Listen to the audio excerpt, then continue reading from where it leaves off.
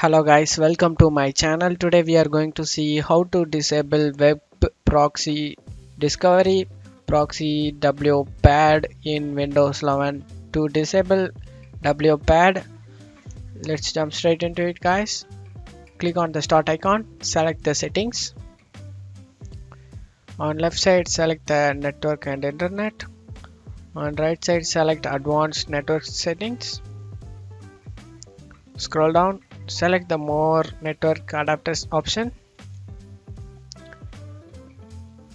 and in here you need to choose your network adapter guys, like Ethernet or Wi-Fi. Just want to right click on it and select properties,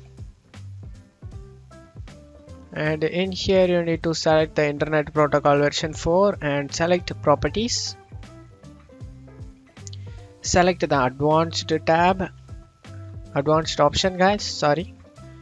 Click the Wins tab, WINS.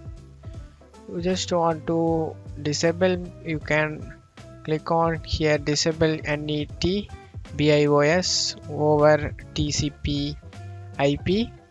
Just want to click on disable option, check mark it and click OK. After doing it, that's all you have to do it guys. That's it for today's video guys. Give me a like and subscribe. Thank you.